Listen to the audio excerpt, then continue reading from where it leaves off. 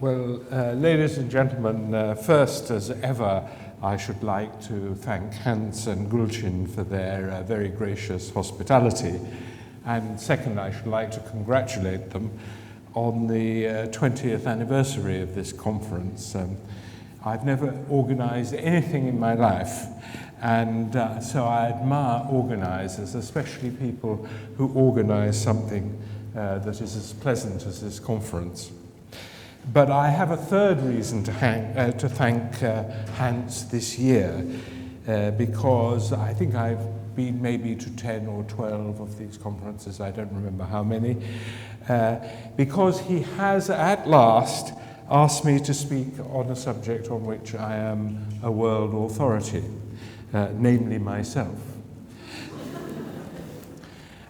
This doesn't mean, of course, that I will tell you the whole truth about myself for two reasons.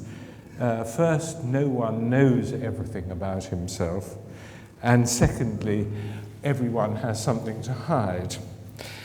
But as the Victorian English novelist Anthony Trollope said in the introduction to his autobiography, "I shall not tell the whole truth, but everything that I say shall be true." Well, I thought that instead of presenting what might rather grandiosely be called my intellectual development, assuming that there has been any, I thought that I would give you a few snapshots of events and processes that have been important to me. And the effect of some of these events takes years to develop, because the mind can be like a frying pan, or it can be like a slow cooker, or anything in between. Well, when I was about 6 years old, my closest friend, from whom I was inseparable, was one of the last people in the country to suffer from polio. He was left paraplegic. His mother was a Christian Scientist, and Christian Scientists have a rather peculiar view of illness, as if it were an illusion. My parents, who had been very worried that I might contract polio myself, were, in my recollection, very, very good to my friend, and took a matter-of-fact view of his problem, encouraging him to do everything that he could do and encouraging us to encourage him. His mother, who, alas, died very early of cancer, I'm not sure whether her religious belief and rejection of medicine shortened her life. I can't say that. And my parents, both she and my parents, emphasized what my friend could do rather than what he couldn't do. And I think that this, at least in part, accounted for the fact that he had a very distinguished career, in fact. Including travel in Africa, which at the time was not easy even for the able-bodied. Well, the memory of my friendship with him had, I think, a subliminal effect on my rejection of the modern cult of the victim and of victimhood. To reduce people to their victimization, to their difficulties, is to do them a great disservice and is far from flattering to them.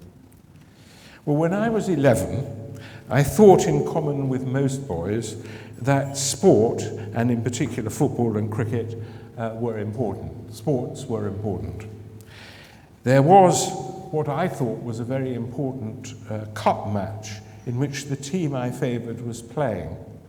And unusually for that time, admission was by advance ticket purchase only, and I joined a very long queue to buy the ticket. Along the queue walked an old blind man playing an accordion and singing. The song he sang, I remember, was "The Man Who Broke the Bank of Monte Carlo." As he passed a group of young toughs ahead of me,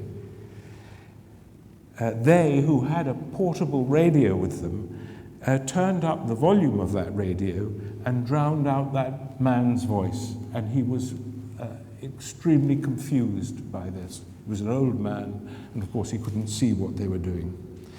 And I shall never forget the look of bewilderment on his face and the laughter of the toughs as they mocked him. And even at the age of 11, I was appalled by this. Well, this was a very small incident, of course, of no historical importance, but it gave me a sudden insight into the potential for gratuitous cruelty that lurks, if not in every human heart, at least in many human hearts. And I also learned from this experience the limits of my own courage. I did not intervene in any way. Of course, such intervention would probably have been useless in any case, but that was not the reason for my failure to intervene. It was fear and cowardice. Well, when I was about 15, I went to the house of a friend of mine who was 16, whom I had not seen for 2 weeks. He was a very clever boy, destined for a life of scholarship, to which I think he would have made a very valuable contribution. And he was also a very nice and a very good boy. In fact, he was a much nicer boy than was I. He suffered terribly from both asthma and eczema, which gave him a pigeon chest and a skin whose scaling I can still see in my mind's eye. And bear in mind, this is more than 60 years ago, or 60 years ago. His mother answered the door, and I asked to see him. She told me that he had died, and then described the manner of his death. He had had a very severe attack of asthma, and told his mother to call an ambulance. As she did so, he wheezed that he was dying. The ambulance controller insisted on taking details in a highly bureaucratic manner and in contacting his own doctor and so forth. And the ambulance, and it took several minutes, just this bureaucratic procedure. The ambulance arrived a minute after he died. It's possible that the bronchodilator that he used at that time, which again I can still see in my mind's eye as he clutched it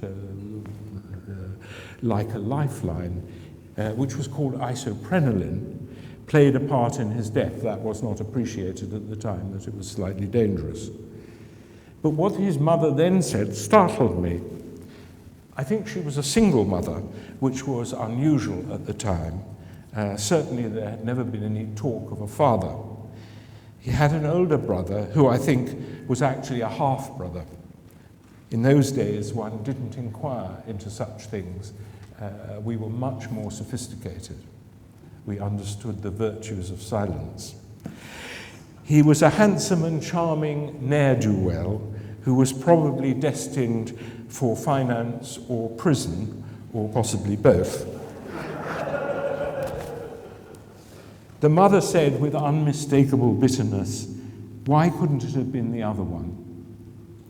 It was as if she believed that one of her two boys was destined to die, and I fled from the house and never returned, though I feel that I perhaps should have done.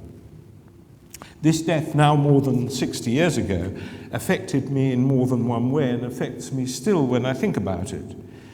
First, in the depth of her grief and bitterness, the mother revealed to me unstraightforwardness and the complexity of the human heart and the hiddenness of much that it contains that can, under certain circumstances, be suddenly revealed. Her account of the death gave me a permanent hatred and contempt for unnecessary bureaucracy. Of course, the life of my friend might not have been saved had the ambulance come a few minutes earlier, but that is not the point, which is that it might have been saved. I learned from his death also that human existence does not hand out its rewards like medals to deserving soldiers.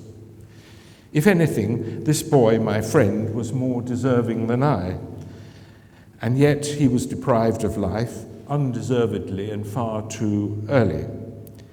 A little reflection on the unfairness of it all demonstrated to me that unfairness was ineradicable from human existence, and by further reflection that attempts to eradicate it might lead to worse unfairness and indeed brutal injustice, and the attempt to produce what Thomas Sowell calls cosmic justice ends in disaster.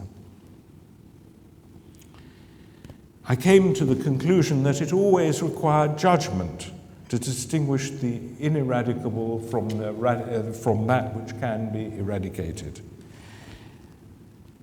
Much less rationally, I still feel a slight guilt that I survived him when I did nothing to deserve having survived him.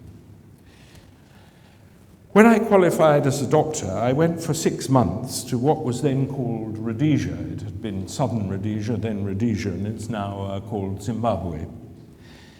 Apart from the urge to travel, I wanted to see what was then clearly the end of European colonialism in Africa.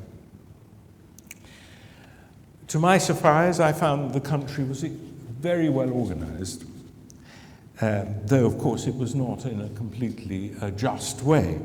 An ethnic minority of 3 to 4% of the population had inherited half the land, and the better half of the land at that, as a result of colonial expropriation. However, as a result of this, the country was the breadbasket of the region. The regime, which was fighting for its life against the hostility of the whole world, was obliged to be efficient. Sanctions against it called forth new industries and provoked much ingenuity in getting round them, a lesson which I think no one has subsequently learned. The hospital in which I worked was the best administered that I have ever worked in, perhaps because there were no people to spare for unnecessary positions. There was an interesting phenomenon which puzzled me for a time. Unlike in South Africa, in Rhodesia, young black doctors, who were not very many, but they existed, were paid exactly the same as young white ones, such as I. Yet while I, on my salary, lived as a prince, perhaps in a way that was more agreeable to me than any way of life I've had since, the young black doctors lived in near squalor. Not quite squalor, but near squalor. And the question was why? They received the same money. And the answer really was obvious. While I had only myself to please with my salary, the young black doctors had social obligations to impoverished extended families, also to villages and so forth. These obligations were so strong that they could not escape them. And this was far from dishonorable. On the contrary, it was highly moral. The problem came when, using these principles, there was a modern state to administer. Naturally enough, everyone aspired to European levels of ease, comfort, and security. The colonialist was both disliked and admired. The corrupt chaos that resulted was, in my view, all too predictable, though not widely predicted. There's a lot more I could say on this subject, but I don't have the time. I will mention 3 much later African experiences. The first was in Tanzania, where an idealistic president called Julius Nyerere was much admired in the West, particularly by Scandinavians and Dutch, because he talked fluent morality. And he attempted a socialization of agriculture. That was to say, agriculture was 90% of the economy of that country, by collectivization. And foreign aid, as I mentioned, specifically from Scandinavian countries and the Netherlands, which have since recognized their mistake, paid for this experiment and made it possible. though it also, actually, the aid also prevented the mass starvation that would have resulted from the experiment if it had been tried without that aid. A one-party system was instituted, and you could more or less tell a party member by his girth. Everyone was thin, but the party member had put on weight. The fact that Tanzania received more foreign aid per capita than any other African country, and yet produced ever less per capita, suggested to me that the famous saying attributed to Peter Bauer, the development economist, that foreign aid is the means by which poor people in rich countries give money to rich people in poor countries, was substantially correct. Well, the second African experience to which I will allude is my crossing of Africa by public transport, such as it was in 1986, and I went from Zanzibar to Timbuktu. And I chose those two destinations because I wanted to write a book, and it sounded, I thought Zanzibar to Timbuktu sounds quite good. I should record that at no time, as I saw Africa from the bottom up, did I feel any hostility towards me as an alien, not even in those places which had experienced civil war or were about to do so. On the contrary, I met only kindness, politeness, and generosity. This suggested to me that there are two types of hostility: the rarer, which is spontaneous, and the second, which unfortunately has become more common, is programmed and indoctrinated. Well, on the border between Niger and Mali, I saw the worst example of corruption in my entire journey. And you may be interested to know that in 1986, when I was in Niger, the population was 6 million, and today it is 24 million. For 3 days and nights, I slept by the side of the road, which was actually extremely pleasant. But I slept by the side of the road because the other passengers had been imprisoned successively by the customs officials, the police, and the army as they extracted bribes from the passengers. I was excluded from this treatment. Eventually, although it was quite pleasant sleeping in the open air, I got exasperated and I shouted, "Bribes, bribes, bribes." And a Malian soldier said to me, took me aside and said very kindly, "But what you have to remember, monsieur, is that we have not been paid for 3 months." And I've come to see bribery in such circumstances as this as an informal form of taxation. Once at Lagos Airport, landing there for the first time, the customs officer said to me, "Have you brought any presents?" No, I replied. I was very naive, even though I'd been across Africa. No, I replied, I don't know anyone in Nigeria. For me, he said. I gave him a small amount of money, and we had a good laugh. But had I expressed moral outrage, saying this is corrupt and so forth, I probably would still have been in Lagos Airport today. The third African experience to which I will allude is a brief stay in Monrovia, which is the capital of Liberia, during a lull in the civil war there that killed 250,000 people, a tenth or a twelfth of the population, and displaced a much higher percentage of the population.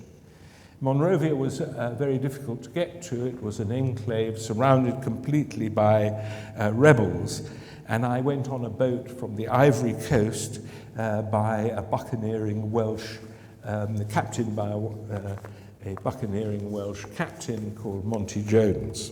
And on board was an American ex-Marine known only as Rambo, who kept watch for pirates from the deck, and seemed to be disappointed that none appeared for him to blow out of the water.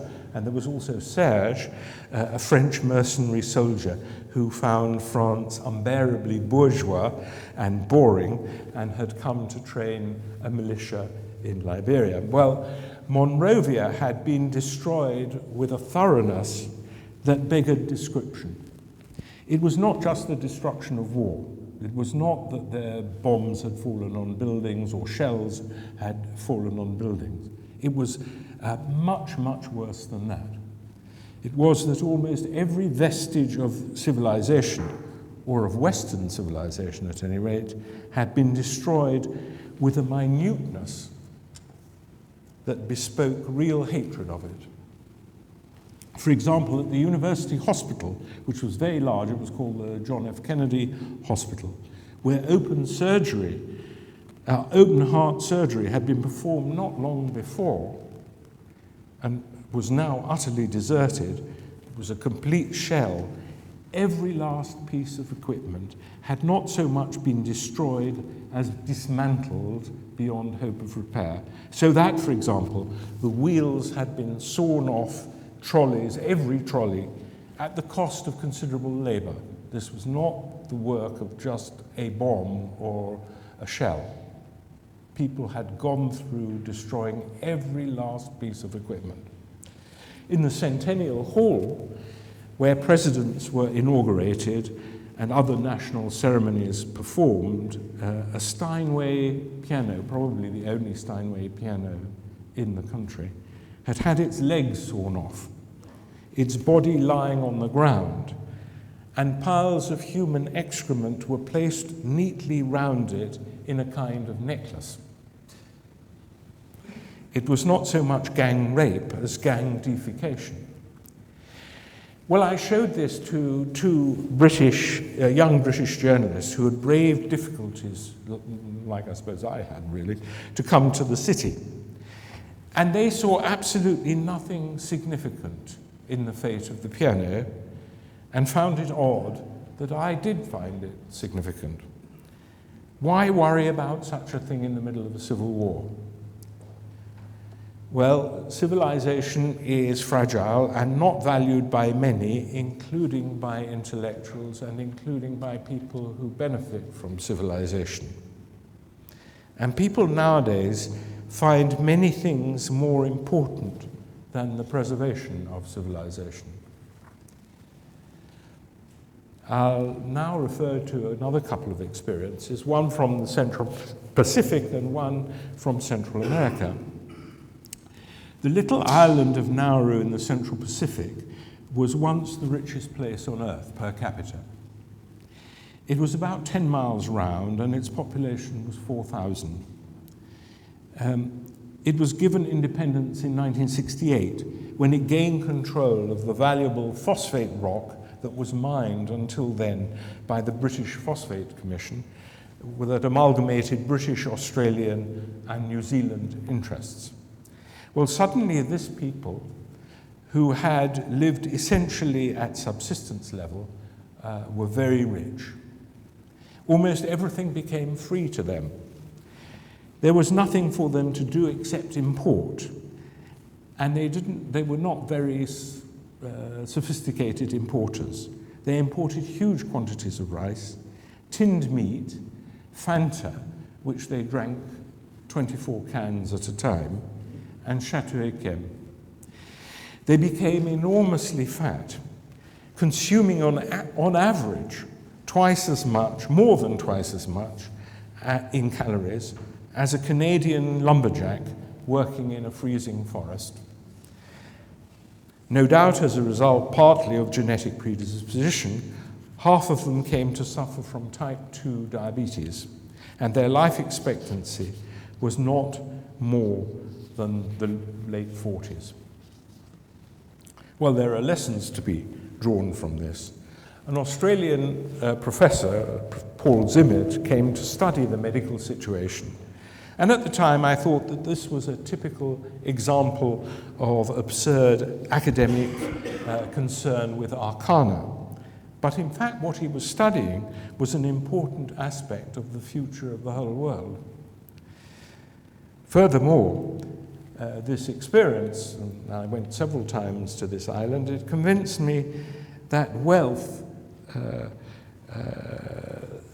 without any effort to produce it, was not an unmixed blessing. I stayed a few months in Guatemala during the era of the Central American Peninsula's civil war. There was a civil war in El Salvador at the time as well. All the literature on the subject at the time, and there was a great deal of it, people have lost interest in Central America since, was favorable to the guerrillas, who were, of course, communist. The so-called revolutions were treated by academics as if they were spontaneous uprisings of impoverished, oppressed, and downtrodden peasantry, which, and the peasantry was indeed often impoverished, oppressed, and downtrodden.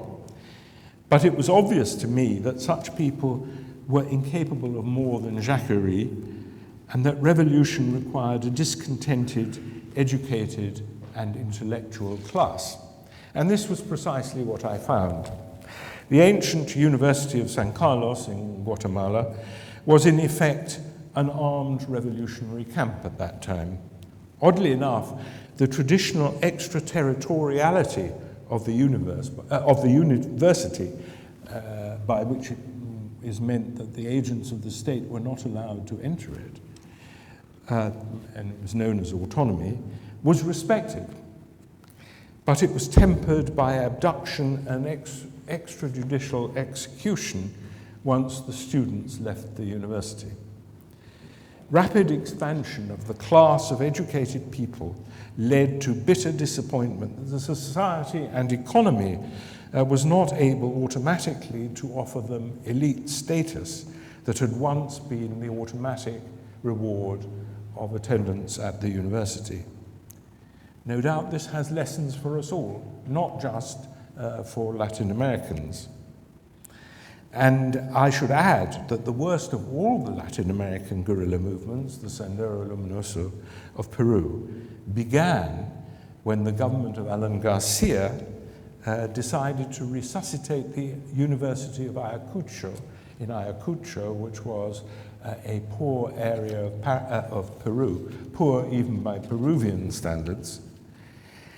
And he attempted to revive it. It had become defunct at the end, I think at the end of the 17th century. The professor of philosophy appointed there, Abimael Guzman, who wrote a thesis on Kant, had founded a political movement that I am convinced, from what I saw in Ayacucho, and it seemed at the time that the Sendero Luminoso might actually overthrow the Peruvian government, that I became convinced that Peru, if that happened, would have become a Cambodia on a much larger scale. I will just also briefly mention perhaps the most extraordinary conversation, if you call it a conversation, perhaps communication, I've ever had in my life, and this was in North Korea. I went to North Korea as a member of the British delegation to the International Festival of Youth and Students, although by that time I was neither a youth nor a student. But they wanted, even communists want a doctor. So I went to North Korea. And the only conversation, or the only insight I had from something that a North Korean said was when I left the Great People's Study House, which was a kind of cross between a pagoda and a fascist mausoleum, into an enormous urban area outside, which reminded me of what Custine said about St. Petersburg. Custine, who wrote a famous book on Russia in 1839, he said, in Petersburg, a crowd would be a revolution, which is exactly right. Anyway, as I was walking across this enormous urban space, which was practically empty, a North Korean went by me and said surreptitiously, "Do you speak English?" So I said yes. And he said, "I am a student at the Foreign Languages Institute. Reading Dickens and Shakespeare is the greatest, the only joy of my life." And I think I understood exactly what he meant, because in Dickens and Shakespeare, and of course in other literature, even the poorest person speaks with his own voice. But in North Korea, that was completely impossible. So this was the only time he ever heard or read speech that was actually came from the person, from inside the person who was speaking. I don't think you would find many students of English literature in Anglophone countries who would say their greatest joy was reading Dickens and Shakespeare. And recently, I think there was an article that I read about English students in Harvard who found even a single page of Dickens too difficult for them. So I think that tells you something about our decadence. Well, enough of foreign parts, that is to me. One must always remember, of course, that exotic countries are not exotic to those who live in them. Somehow I managed, while doing all this travelling, to pursue a medical career, though not a very distinguished one, despite my peregrinations. And I was for many years a doctor and psychiatrist in a large British prison, and psychiatrist in the General Hospital next door. And what I saw and learnt there actually shocked me. For avoidable degradation, there is nothing to beat a British slum, where the poverty is not so much economic, though of course the people are relatively poor by comparison with other people in the society, but a poverty of culture, of intellect, and in a wider sense, of spirit. Well, the reasons for this are no doubt complex, or as we say when we are not sure of the causes of something, multifactorial.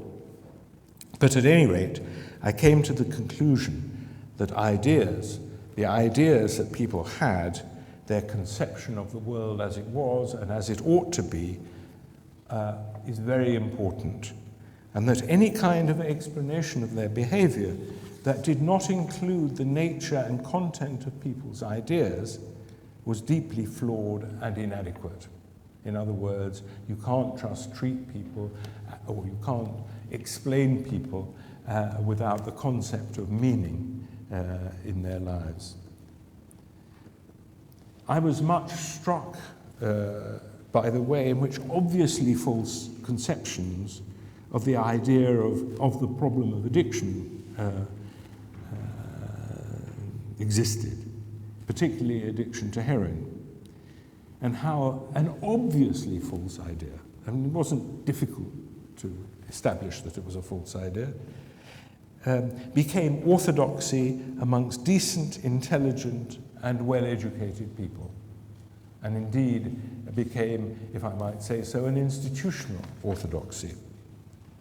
And I came to the conclusion that a rather toxic combination of sentimentality and self-interest accounted for this. However, if I remember rightly, I devoted a whole talk to this subject some years ago. I can't tell you how many, so I shall not repeat myself. Well, you might say, you might ask, what does all this amount to, all this experience? One lesson I have drawn is that I think that reading and experience should be in dialectical relationship, as it were. That the one without the other leads either to pedantry or shallowness. But I have nothing to say to you about how life should be lived, how you should live your life. I have no firm conclusions. And I refer to the chapter of the last chapter of Dr. Johnson's great philosophical fable, Rasselas, which was published in the same year as Voltaire's Candide, which is, Candide is much less profound and therefore more widely read. The title of the last chapter of Rasselas is Conclusion in which nothing is concluded, and that is my conclusion. Thank you.